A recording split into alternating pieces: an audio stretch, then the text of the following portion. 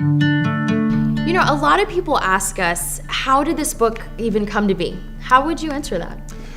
Well, it has a lot to do with my story. So I grew up in Reseda, which back then was an all-white suburb of Los Angeles. And even though the civil rights movement was happening, even though the Watts riots occurred not too far from there, it had nothing to do with my life. We were isolated. And then I went to school, to Pepperdine, and I started surfing with a black guy named Bobby. And he was the only black guy in the water, ever. It made him feel bad. We started to talk about that, and I realized it was hard for him to be a black guy in what was essentially a white sport. And I started to care about him, and even though I'd never cared about racism before because I cared about Bobby, I started to care about that. And so, fast forward a long time, and today, for me to say that Jesus is my Lord and Savior is to say that I need to be involved in working for racial justice and reconciliation. Teesha, now how did your story play out when it came to race growing up? You know, my story's a little bit different. I grew up in South Florida, which is a really diverse area.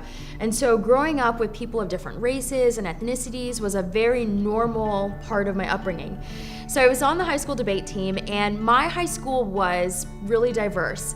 In fact, most of the time, the handful of black debaters that were at the competitions that we went to were from my high school.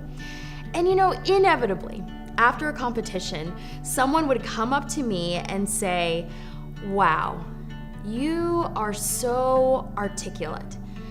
And you know, I don't think that they meant that in any sort of a malicious way. But it was horribly condescending, right? That's how it felt. That's exactly how it felt. It felt like they had a lowered expectation of me, right? That they expected me to be mediocre and inarticulate. And they were surprised that you weren't because of your color. Exactly, and that connection between that lowered expectation and the color of my skin and the way that it made me feel, that stuck with me. And that's a big part of why I wanted to write this book. So here's the deal. Two drastically different stories. God gets us together in the context of a friendship, and we start to realize what it's like to deal with racism and racial issues in the United States. That's why we wrote the book.